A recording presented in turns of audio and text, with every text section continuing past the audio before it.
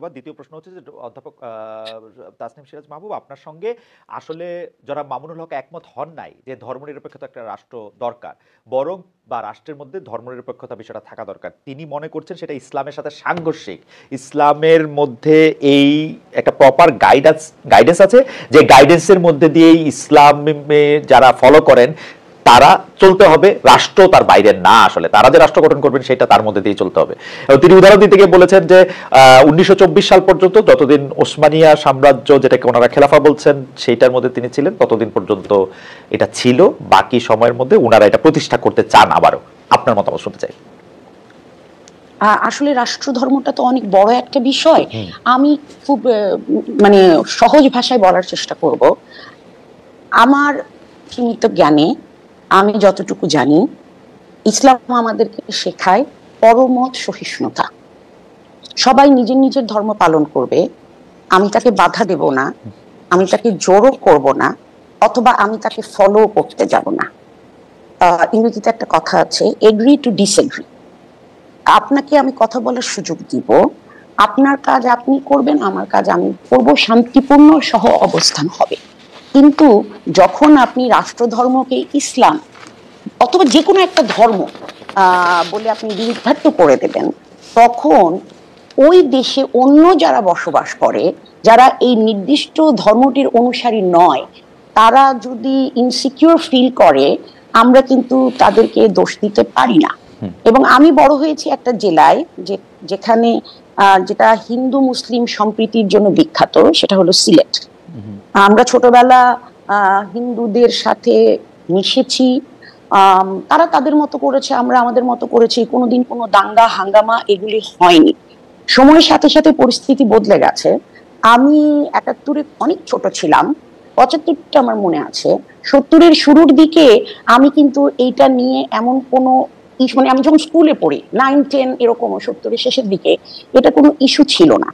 তারপরে যখন সংবিধানে বিসমিল্লাহির রহমানির রহিম যোগ করা হয়, তখন একটু ভুরুটা অনেকে তুলেছেন, কিন্তু তাতে কোনো সমস্যা হয়নি। কিন্তু যখন রাষ্ট্রধর্মকে অফিসিয়ালি, মানে ইসলামকে অফিসিয়ালি রাষ্ট্রধর্ম করা হয়েছে, তখন থেকেই যারা অমুসলিম তাদের মধ্যে একটা ভয় কাজ করে।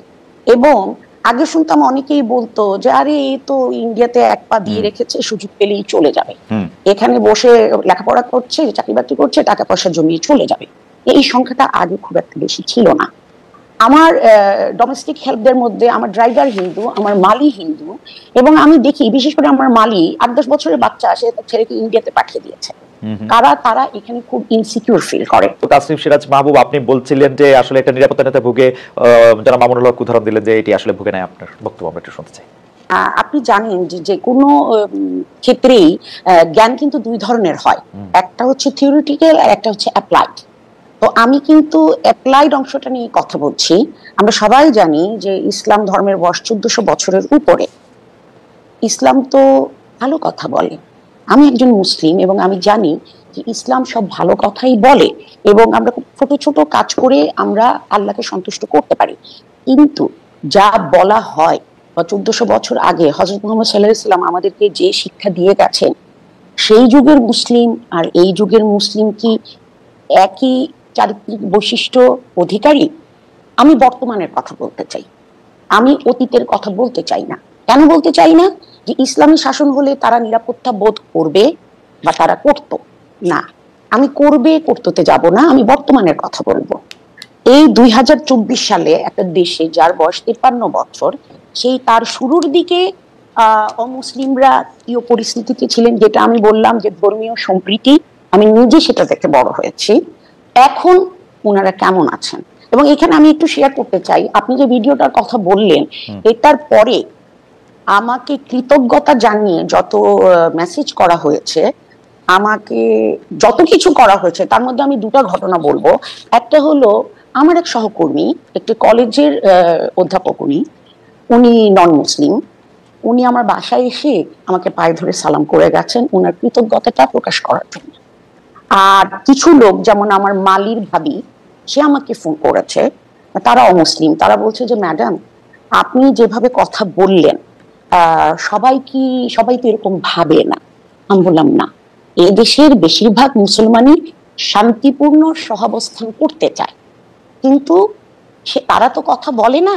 যারা ভোকাল আপনারা তাদের কথা শুনেন এবং আপনারা ভয় পেয়ে যান। আমরা আপনাদের সাথে শান্তিপূর্ণভাবে একই দেশে থাকতে চাই। তখন মেয়েটা আমাকে বলল যে ম্যাডাম, সবাই যদি এরকম ভাবতো তাহলে আমরা এত ভয় পেতাম না। আমরা যে কি ভয়ে ভয়ে থাকি আপনাদেরকে বোঝাতে পারবো না। সো আমি একদম লেটেস্ট একটা ঘটনা বলি। কালী পুজোর দিন সরবর্দী উদ্যানে ভিতরে একটা কালী মন্দির আছে, সেখানে একটা অবভিয়াসলি সেখানে একটা পুজো হচ্ছিল এবং অনেক অনেক লোক এসেছিলেন এবং অনেকে তাদের মোটরসাইকেলগুলি গেইটের ভিতরে রেখেছিলেন। রাত 10টার দিকে এসে তথাকথিত একজন ছাত্র কয়েকজন মিলে গেইটে তালা মেরে দিলেন। তো তাদেরকে বলা হলো যে আপনারা গেইটে তালা মারছেন কেন? বললো রাত 10টা বেজে গেছি তাই আমরা তালা মারছি। আপনারা কে? আমরা প্রক্টোরিয়াল টিমের সাথে কাজ করি। তারা যে আটকেছে শুধু তো নন মুসলিমদেরকে আটকায়নি, এখানে আমাদের মুসলিম ছাত্রছাত্রীরাও ছিলেন এবং এর মধ্যে একটা মেয়ে ছিল, একটা পত্রিকার সাংবাদিক, ক্যাম্পাস সাংবাদিক। তার পোস্ট থেকেই আমরা এটা জানতে পারি। তারপরে তাদেরকে যখন চ্যালেঞ্জ করা হলো তখন তারা বলল যে আমরা ছাত্র এবং আমরা যেটা বলবো সেটাই আইন। আমি বিশ্বাস করি যে এটা কালী পুজো দেখে গেটটা তালা মেরেছে। কারণ আপনি চিন্তা করে দেখেন ঈদে মিলাদুন্নবীর সময় কি হয়েছে। যে কোনো ধর্মভীরু মুসলমানের মতো আমারও খুব প্রিয় ব্যক্তিত্ব হচ্ছেন হযরত মুহাম্মদ সাল্লাল্লাহু আলাইহি সাল্লাম। আমি মনে করি উনি একজন আদর্শ মানুষ ছিলেন। তো ওনার জন্মদিনটা আমরা পালন করব ক্যাম্পাসের ভিতর গরু জবাই করে? এটা কি ঠিক জায়গা? ক্যাম্পাসের ভিতরে আপনি গরু জবাই করবেন? আর একদিকে আপনি আপনাদের অনুষ্ঠান হলে, আপনাদের বলতে আমি মিন করছি এই ছাত্রদের, তারা তাদের গরু কেটে গরু কাটুক খাসি কাটুক সেটা ইস্যু না, তারা এখানে আনন্দ ফুর্তি করছে। আর যখন অমুসলিমরা তাদের একটা অত্যন্ত গুরুত্বপূর্ণ পুজো তো অনেকই আছে, সেই পুজো করতে এসেছে তারা মোটরসাইকেলগুলি এখানে রেখেছে, আপনারা গেট বন্ধ করে দিলেন। তার মানে কি? যে অমুসলিম তার সাথে আপনি গায়ের জোর দেখিয়ে এটা করছেন। আপনি তো কোনো মুসলিমের সাথে এটা করতে যাবেন না। মুসলমান হয়েও আমি গিয়ে যদি বলতাম যে ক্যাম্পাসের মধ্যে এটা করো না, তাহলে আমার অবস্থা খারাপ হয়ে যেত। নিরাপত্তাহীনতার যে বোধটা, এই